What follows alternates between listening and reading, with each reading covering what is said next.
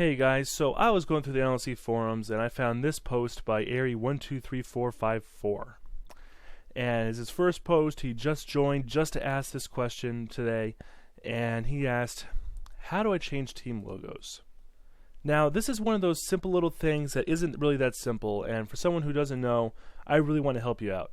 So you're going to want to first check out the other tutorials I've done on getting GIMP and the mod tool working. If you go to the NLSC forums and head over to tutorials and go to my video tutorials, you want to look at proper installation of the mod tool, and then for GIMP, DDS setup and editing. If you don't use GIMP, you use Photoshop, you're kind of on your own because I don't have Photoshop, so that's on you.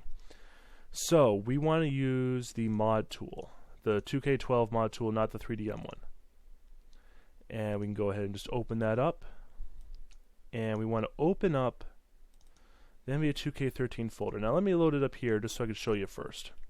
Let's say you want to do the let's say you want to change the Celtics one. As always with the Celtics, I know.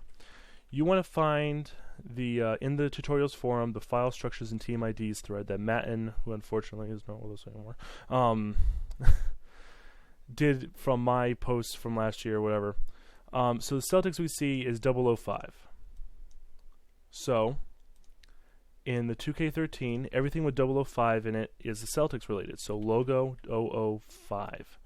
So these logos right here are Celtics related, and this WM right here means that it's a word mark folder or logo.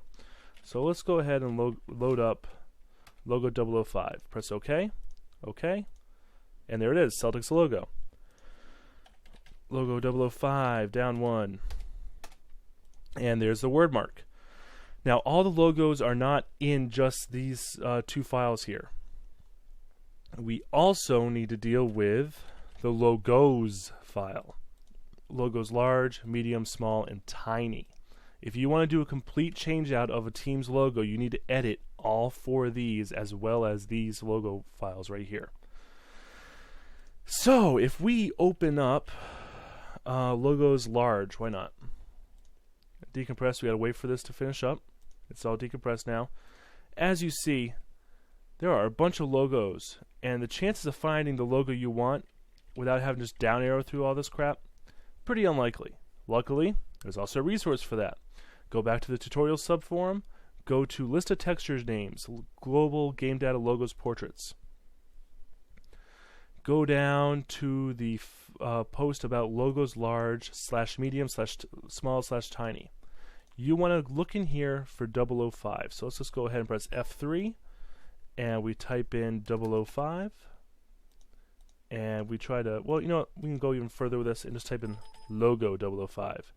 So then we see here in these logos files, 117 in the mod tool is going to be the word mark, and 273. So 117 and 273. So we scroll down here, 117, Boston Celtics,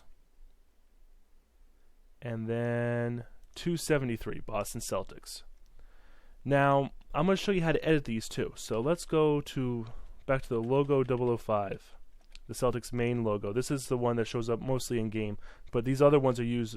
These from these files are the ones that are used in menus. There we go, and overlays and behind the players and that kind of stuff. So to edit this texture, this kind of runs on a couple of other tutorials, but okay. We're going to hit export res, and we'll just throw it on the desktop and say Celtics logo. So there's the Celtics logo. We're going to go ahead and open it up in GIMP. I have it set so I can just double click it, but you might have to open up GIMP and drag it into GIMP. You know, just open it in GIMP or Photoshop, whatever you're going to use. I uncheck this crap. Alright, let's say we want to turn this, I don't know, into those white things that I've been seeing on TNT, where it's just black outlines. That's way too much. Turn my threshold down a little bit. This isn't going to work.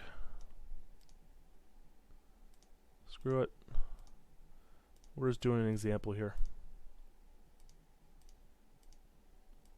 So once you are done and happy with editing your logo, which this will just take 1 more second and a half, and 2 and 3 and 4 seconds.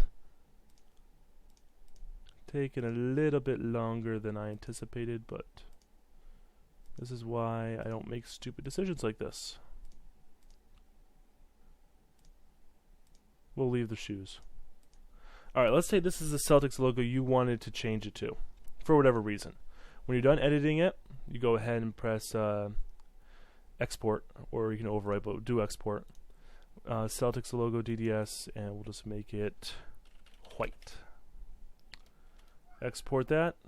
You want the DXT5 right here, compression, and you want to generate some bitmaps. Press OK.